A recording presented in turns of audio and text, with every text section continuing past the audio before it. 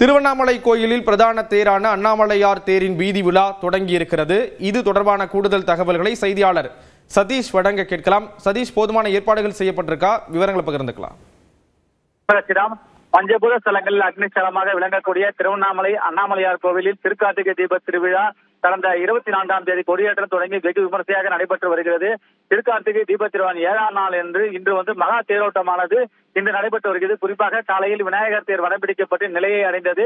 அதனைத் தொடர்ந்து 10:30 மணி அளவில் முருகர் தேரானது பக்தர்களால் வடைபிடிக்கப்பட்டு மாட வீதி வலம் நின்று நிலையை அடைந்தவுடன் 3 மணி அளவில் அடைந்தது. அதனைத் தொடர்ந்து தற்போது 4 மணி அளவில் 200 டன் எடையும் 83 அடி உயரம் கொண்ட அண்ணாமலையார் உண்ணாமலை அம்மன் அமர்ந்திருக்கக்கூடிய மகாரதம் எனும் தேரோட்டம் நேற்று தொடங்கியுள்ளது. இந்த தேரோட்டத்தில் லட்சக்கணக்கான பக்தர்கள் வடத்தினை பிடித்து இழுத்து வருகிறார்கள். குறிப்பாக இந்த தேரோட்டத்தை திருவண்ணாமலை மாவட்ட ஆட்சியர் மற்றும் துணை சபாநாயகர் உள்ளிட்ட அரசியல் பிரமுகர்கள் அனைவரும் தேரோட்டத்தை வடைபிடி தொடங்கி வைத்தனர். தற்போது தேரானது தேரடி வீதியின் முன்பிருந்து தற்போது 100 அடி முதல் 200 அடி வரை நகர்ந்துள்ளது. இந்த திருவண்ணாமலை நகரான தேரடி வீதி, மாட வீதி உள்ளிட்ட பல்வேறு பகுதிகளில் லட்சக்கணக்கான பக்தர்கள் தற்போது குவிந்துள்ளனர். இது வருகின்ற பக்தர்களுக்கு உண்டான தேவையான அடிப்படை வசதிகள் மற்றும் பாதுகாப்பு வசதிக்காக வடக்கு மண்டல காவல்துறை தலைவர் அஸ்ரா காக் தலைமையில் 4000 போலீசார் திருவண்ணாமலையில் குவிக்கப்பட்டு நகர் முழுவதுமே திருவண்ணாமலை காவல்துறை கட்டுப்பாட்டில் கொண்டு வரப்பட்டுள்ளது. மாட வீதி மற்றும் உள்ளிட்ட பகுதிகளில் பக்தர்கள் தேவையான அடிப்படை வசதிகளும் ஏற்பாடு செய்யப்பட்டுள்ளது.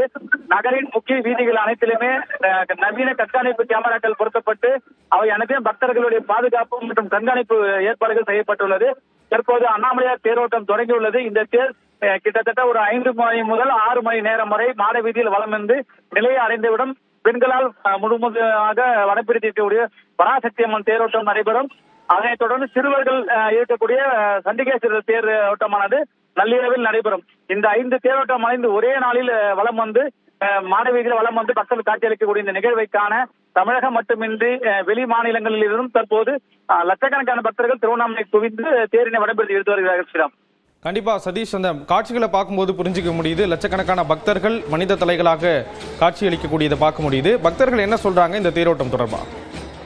கட்டாயமாக இந்த கார்த்திகை தீப திருவிழாவின் முக்கிய விழாவாக இந்த தேரோட்டமானதுதான் கடைபிடிக்கப்படும்.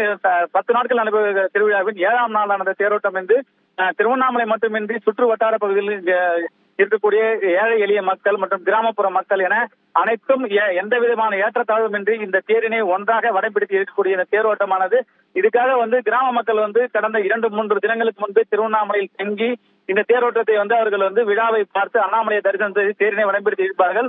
அது